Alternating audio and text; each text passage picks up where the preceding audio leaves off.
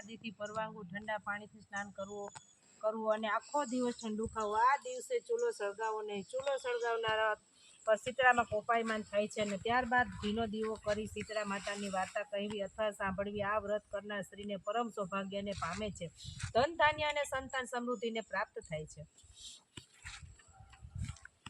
વાર્તા ઈશ્વરનગર નામે એક ગામમાં એક ડોસી તેના 2 દીકરાઓ અને વહુને સાથે રહેતી હતી। મોટી વહુ જબરી કજિયાખોર અને ઈર્ષાળુ ભરેલી હતી। આ વાતમાં વાકું પાડતી, જ્યારે નાની વહુ ઘણી ભલી ભોળી અને બાળકાના દુઃખને દુઃખી થનારી હતી। પવિત્ર શ્રાવણ માસ આવ્યો અને રાંધણછઠના દિવસે નાની વહુ રસોડે રાંધવા બેઠી અને રાત સુધી રાંધતી રહી અને પછી ચૂલો ઠાળવાનો વિચાર કરતી હતી। ત્યાં જ પારણે પોઢેલો નાનો છોકરો રડવા લાગ્યો। સાતે કામ પડતા મૂકી અને તે નાની વહુએ છોકરાને ખોળે લીધો અને જરા આડા પડખે થઈ એટલે દિવસના આખાનો થાક હોવાથી તે જરાક આંખ મળી ગઈ અને તે ચૂલો ઠાળવાનો રહી ગયો। અડધી રાત પછી શીતળામાં ઘરે ઘરે ફરવા નીકળ્યા અને ફરતા નાની વહુના ઘરે આવ્યા અને ચૂલામાં આળોટવા લાગ્યા। ત્યાં તો શરીરની ઠંડક વળવાને બદલે કાળી લાઈ લાગી અને શીતળામાં દાઝી ગયા હોય। આથી માને ઘણો ક્રોધ આવી ગયો અને તરત જ નાની વહુને શ્રાપ દીધો કે હે મૂર્ખ સ્ત્રી, જેમ મારું શરીર બળ્યું તેમ તારું પેટ બાળજો। નાની વહુ સવારે ઉઠીને ચૂલા તરફ નજર કરી તો ચૂલો સળગતો હતો અને પડખામાં સૂતેલો છોકરો બળીને ભડથું થઈ ગયો હતો। નાની વહુની આંખમાંથી શ્રાવણ ભાદરો વરસવા લાગ્યો।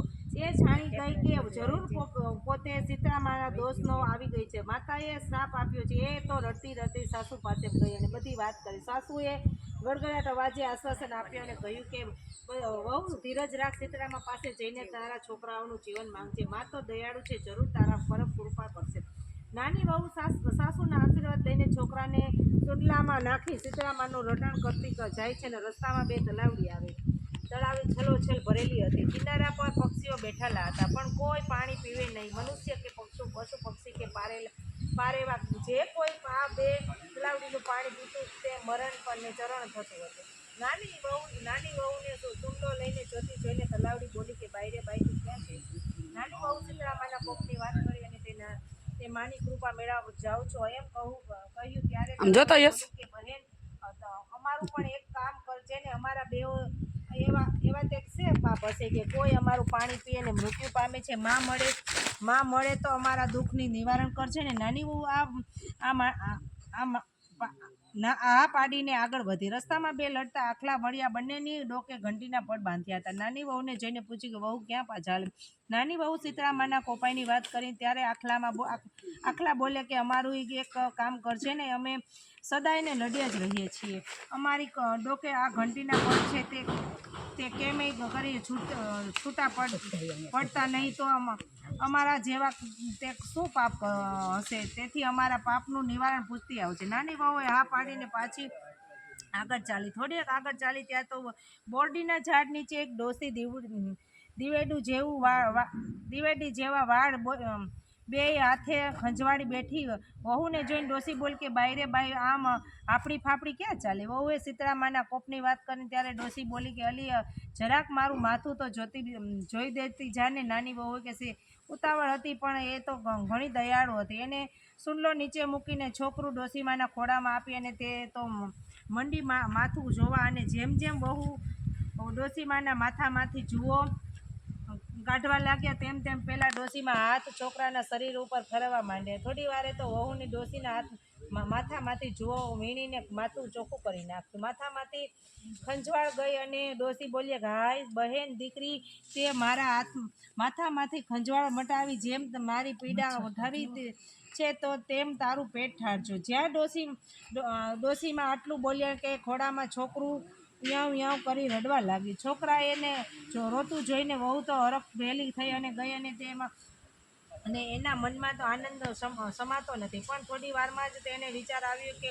કે માનો ન માનો આ ડોસીમાના પગે આળોટી પડી અને બસ માં હું તમને જોઈ ગઈ છું, મને માફ કરજો માતાજી, મારી ભૂલ હું કબૂલ કરું છું। તમે મારી ઉપર દયા કરી મને માફ કરી મારો દીકરો સજીવન કર્યો, નહીં તો મારું શું થાત? આમ કહીને રડવા લાગી। ત્યારે શીતળામાં બોલ્યા કે રડ નહીં દીકરી, મારું વ્રત કરનાર બધી રીતે ધ્યાન રાખવું જોઈએ, વ્રત અખંડ રહેવું જોઈએ, વિધિ પ્રમાણે વર્તવું જોઈએ, એમાંય જરાક ભૂલ ન થાય તેનું ધ્યાન રાખવું જોઈએ. જરાય ભૂલ થાય તો વ્રત ફળે નહીં અને સાપ લાગે, પાપ લાગે. માટે હવેથી ધ્યાન રાખજે. તું જા, સુખી થા, મારા આશીર્વાદ તારી સાથે છે. શીતળા માના આશીર્વાદ લઈ વહુ પોતાના સજીવન થયેલા છોકરાને કાખમાં નાખીને જવા તૈયાર થઈ અને બે હાથ જોડીને બોલી કે માતાજી, રસ્તામાં આવતા જ બે તલાવડી છે, નિર્મળ જળ, છલોછલ પાણી, ટોપરા જેવું મીઠું પાણી, પણ કોઈ છાપકું પાણી પીતું નથી, કોઈ તલાવડી સામે જોતું પણ નથી. તેના પાપનું નિવારણ શું છે તે દયા કરીને કહો. વહુની વાત સાંભળીને શીતળામાએ કહ્યું કે બેટા, આગલા ભાવમાં બેય સખ્યો હતી. બેયની વચ્ચે એવું વેરઝેર હતું કે તે રોજ લડે. ઘેર દૂજણા હતા, જેથી વલોણું હતું એટલે છાશ થાય, અને છાશ કોઈ આડોશી પાડોશીને અતિથિ અભ્યાગતને લેવા આવે તો ત્યાં એ છાશમાં છલોછલ પાણી નાખી આપે, અને પાપના લીધે એનું પાપ આજે કોઈ એનું પાણી કોઈ પીતું નથી. માટે હવે તું જઈ એમાંથી ખોબો ભરી પાણી પીજે, એટલે એમાંથી પાપોનો નાશ થશે. પછી તો તલાવડીઓ પાપનું નિવારણ સાંભળી કહી બહુને બે હાથ જોડીને માતાજીએ કહ્યું કે માતાજી, ત્યાં પછી રસ્તામાં આવતા જ બે આખલા મળ્યા, અને બંને આખલા આખો દિવસ શા માટે લડ્યા કરતા હોય છે તે બંનેના ગળામાં ઘંટીના પડિયા લટકે છે. એમાં પાપનું નિવારણ શું છે તે કહો ને. શીતળામાએ કહ્યું કે સાંભળ દીકરી, ગયા ભાવમાં એ બંને દેરાણી જેઠાણી હતી. બે ટૂંકા મનવાળી, ઘરમાં ખાંડણીઓ અને ઘંટી હતા, પણ આડોશી પાડોશીને દળવા ખાંડવા આપે નહીં અને છણકા કરીને કાઢી મૂકે. કોઈ દળવા ખાંડવા દે નહીં. આ પાપ આજે તેમને નડે છે તે તું એને પાસે જજે અને તેમના ગળામાંથી બાંધેલા ઘંટીના પડિયા છોડી દે. બેયના છુટકારો કરજે, એટલે પછી કોઈ દિવસ તેઓને લડશે નહીં. આટલું કહીને શીતળામાં આશીર્વાદ આપી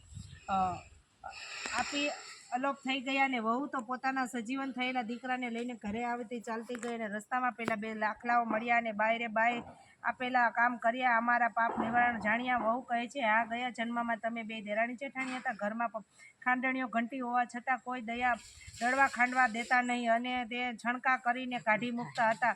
એ પાપ આજે તમને નડે છે, અને તેથી તમે બંને આખો દિવસ લડ્યા કરો છો. આમ કહી વહુએ બેયના ગળે બાંધેલા ઘંટીના પડ છોડી નાખ્યા, અને બંને લડતા બંધ થઈ ગયા.